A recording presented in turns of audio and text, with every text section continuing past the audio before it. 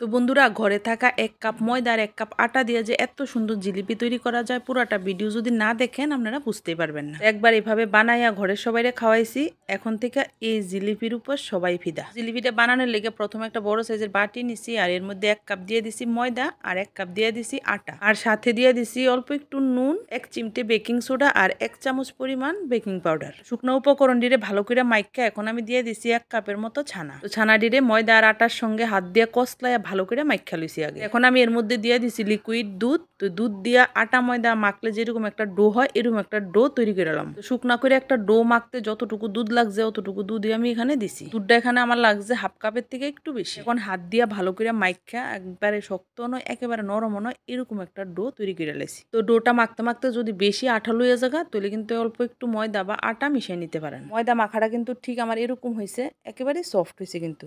এখন উপর থেকে দিয়ে দিছি 1 চামচ ঘি। তো ঘিটা দেওয়ার পর হাত দিয়ে আরেকটু ভালো করে মাখালাম। তো ঘিটা দেওয়ানোর কারণ হলো জিলিপিটার থেকে খুব সুন্দর একটা গন্ধ বেরিব, আর এটা খাইতে অনেকটাই কিন্তু সফট। এখন এই আটা ময়দার ডোয়ের থেকে ছোট্ট একটা লেচি কেটে নিছি। এখন হাত দিয়া ডুইলা ডুইলা একটা চিকন দড়ির মতো তৈরি করে এলাম। এখন একটা সাইড একটু মুড়াই দিয়া, তারপর পুরাটা সাইড মুড়াইয়া একটা পেঁচ দিয়া কিউট ছোট্ট একটা জিলিপির মতো তৈরি করে লেছি। একই রকম ভাবে সবজি জিলিপি আমি এক এক করে তৈরি করে লেছি। এখন চুলার মধ্যে একটা কড়াই বসাই দিছি, আর কড়াইতে দিয়ে দিছি তেল। তো তেলটা যখন ভালো করে গরম হয়ে গেছে তখন এক এক করে জিলিপিটি তেলের মধ্যে ছেড়ে দিছি। এখন চুলার আঁচটা মিডিয়ামে রাখা জিলিপির এই পিঠ ও পিঠ ভালো করে উল্টায়া ফাল্টায়া ভাজতে ভাজতে যখন একেবারে কড়া লাল হয়ে যাবো গা, আর ভাজতে ভাজতে দেখেন জিলিপিটি কিন্তু অনেকটাই কিন্তু ফুললা সাইজে বড় হয়ে গেছে। যত বেশি ফুলবো আর ভাজাটা যত ভালো হইব ততই কিন্তু জিলিপিটি সফট হইব, খাইতে দারুণ হইব। তো কিছুক্ষণ সময় নিয়ে ভালো করে জিলিপিটিরে ভাজা লইছি।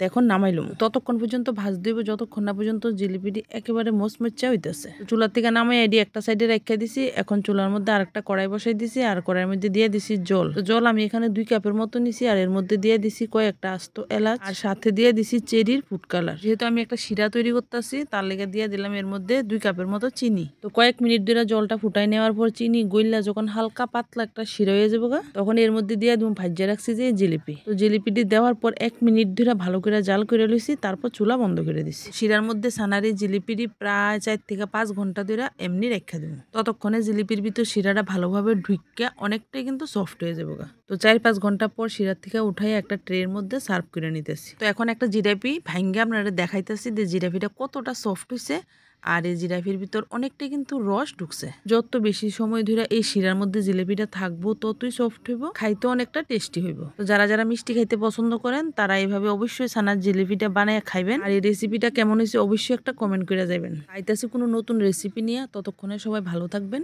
সুস্থ থাকবেন।